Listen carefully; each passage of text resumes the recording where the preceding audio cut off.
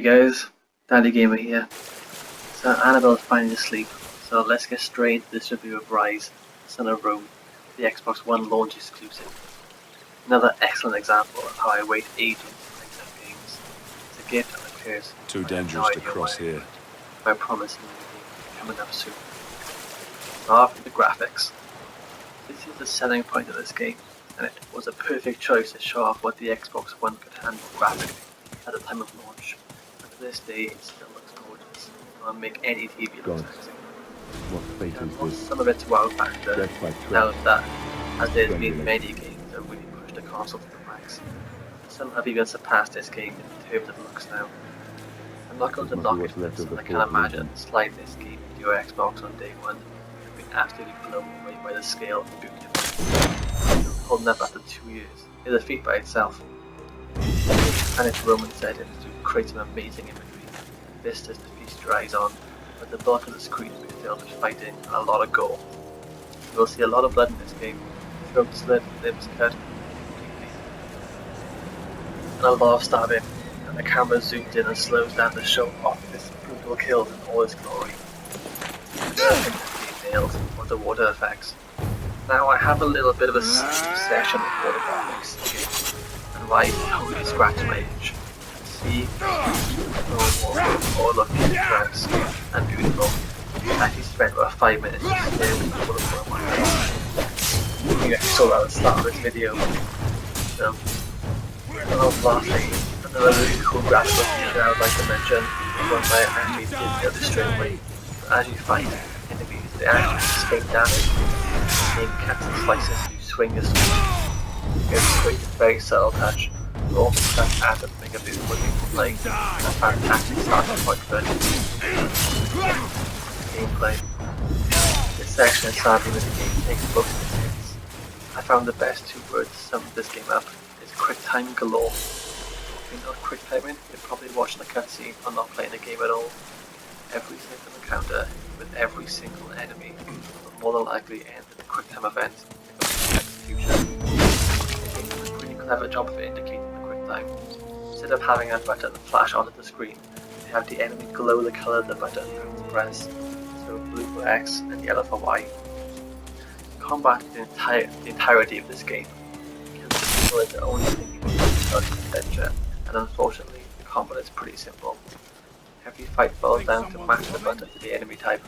Press X to attack until execution is available, enter the quick time event. It's as simple as attack normal guys, hit the shield break, block of bigger enemies, and attack, dodge guys that glow red, and attack. There's a little bit of skill here. Timing the attack correctly, just indicate sit, thrust, lift, row, and leaves its rage mode, more damage.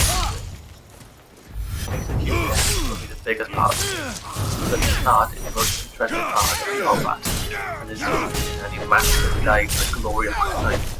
You will cut up limbs and crush skulls with your knees, and knock guys so hard they launch into these slicing their leg off their face. You look at them feeling incredible, invincible as you literally survive through 5 times. But sadly, in a very short amount of time, the most boring and repetitive parts of the game. It doesn't take long to see every execution, and after the 25th mid-air leg slice, it's lost all of the impact it had at the start, and you sort of get lost in the monotony of the combat, almost slip into an auto-drive state. But no, you wake up surrounded with bodies in the enemies, you just walk to the next battle, and stand back to the auto-pilot again. Another sad thing I found is getting the button wrong didn't mess up the execution, or make them retaliate and cause some damage to you. The only downside to pressing the wrong button is quick time execution, which will gain less experience pressing the enemy kill. This is something clever with the executions, to not make them only cosmetic. Give them a level of strategy, and you can choose to gain their execution on the fly. You can count, focus, XP or damage. You're low on health, and the health gain. If you see a group of enemies coming close to you, you want to slice them all down in focus mode, like the focus gain. That's what enemy fight, select the damage gain, or maybe you just want to level your guy up to the max, then select the XP gain. This does add a layer of the execution to make them work within the battles, but it's just that makes it sustain it easily. You will be able to have these gains constantly, as there are so many enemies and everyone ends with execution. With the health being selected, I literally never had to worry about my health, and it would be filled after every kill. You heard me say you have an execute game, because there's a level up system in this game, but don't expect any RPG level customization of the character skills. It's simply a way to increase the amount of gains you get from executions, or to increase the health and focus bar of your character. That's as deep as it goes. You gain mana as you level up, and this is the currency of the upgrade system. There's also a secondary currency of gold, but we will talk about that later. There are some nice moments of variation in the combat where you get to lead a small group. It ranges from simply selecting where to put your archers or your frontline soldiers to actually getting into the shield formation to advance through areas. These moments where you work with your soldiers is where the connect voice commands come in. Luckily, these are not necessary, and you can just hold the button instead. The option I chose was listening to me go out. Want to wake Annabelle up to screaming, "Fire volley!" at my TV. So initially, variation is nice, but keeping with the trend of the game, it gets pretty repetitive and it lacks any skill. Shield formation felt so cool at first, feeling like an indestructible wall as you march towards the enemies. But it's as simple as hold A to block when arrows come, and hold RT to throw your spears at the enemies.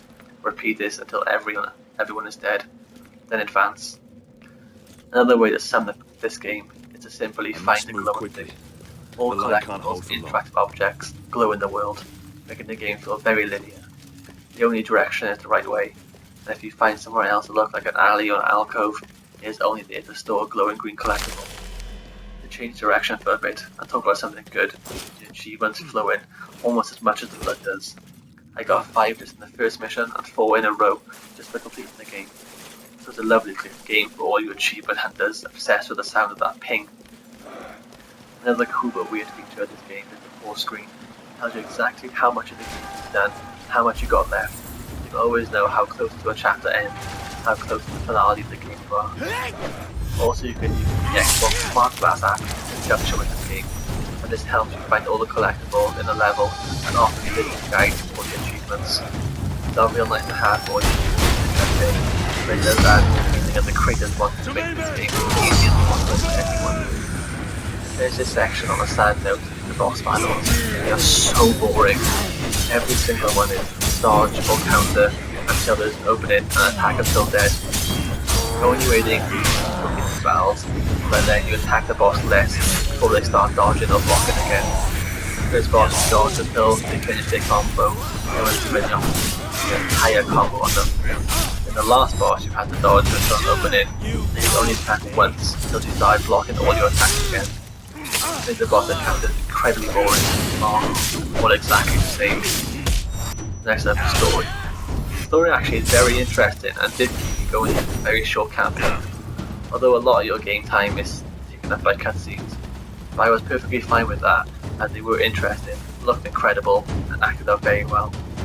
There were some really standout characters and you did feel like bad things happened to your comrades. The basic story is quite a simple story of vengeance, a man seeking revenge on the people in his family. It's a very cool vengeful spirit twist that I really liked and created this cool Batman-like atmosphere. That your character brought fear to your enemies, more than the actual person behind the mission. There's also some cool appearances from some gods, that brought this fantastic part of the story. This story is what pumps you through the repetitive gameplay. You don't mind doing your 4,677,000 executions, and you want to see how your character's story turns out. It's no award winner, but it's enough to keep you going. It was a really badass finale, and I know at this point you're probably sick of seeing glowing enemies. The finale displayed the badassery, but it's really cool, and I fit an end to the story. Where Ryse finds his greatest strength and weakness, that's in intellect. Very short, not good at your main driving force of the story, and it keeps the picture. Although it helps to take short enough that the repetitive nature of the game becomes much of a grind. It's also a massive con. For a full-fledged launch game, there isn't a lot of gameplay, and there's no really in the work to count by starting a new game. But the online is actually quite unique here. Weirdly, it's only a competitive mode available for online. I was so looking forward to an epic one-on-one gladiator duel with enemies in a proper challenge. The only offers are you and a friend, or random, entering the gladiator arena and fighting off waves of enemies.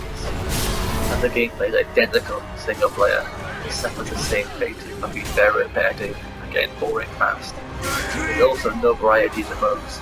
The options are play one round of wave with friends, play round after round with the friends, so you get to pick the arena, or playing solo.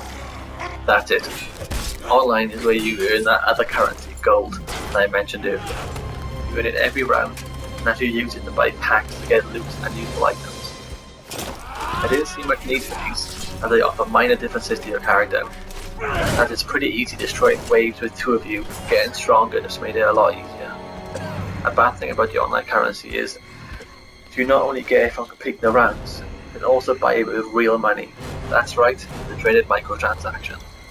The problem is, you can't find any draw to this.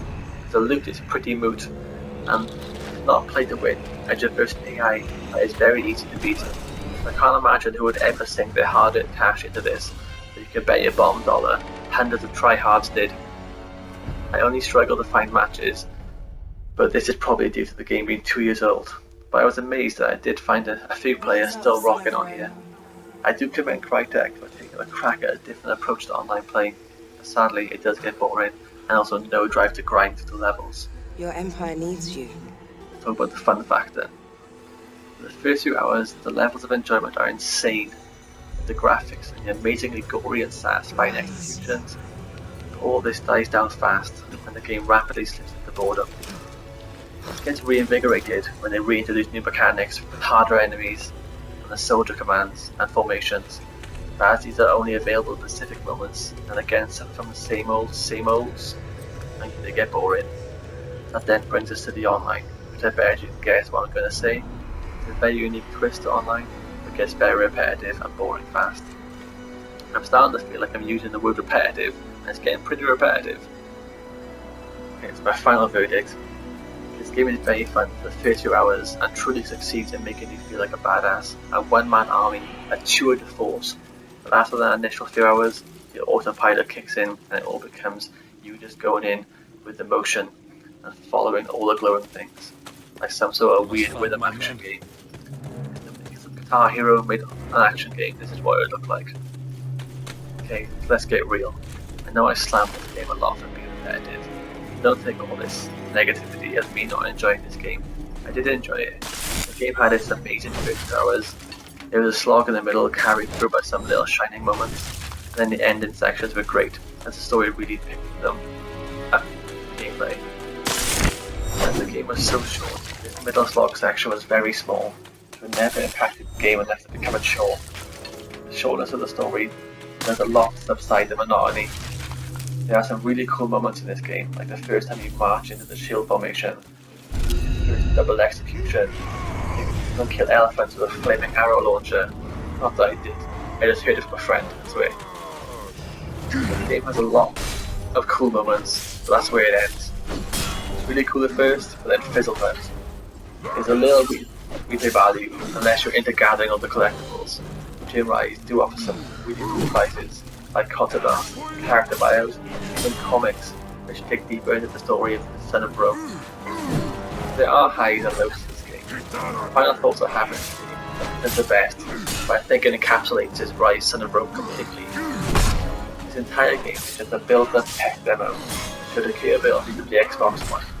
With the graphics, voice commands, and the smart glass integration, you can forgive it a little as it was a launch game. This approach has resulted in a very dumbed-down game. It's brilliant for the £10 price point I got it for.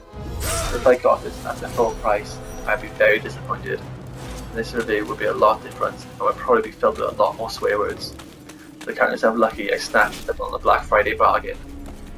This game does get my Annabelle seal of approval, only at a discount price. Anything over £25, check somewhere else. Until my next game, say goodnight to Annabelle everyone. Daddy Gamer out.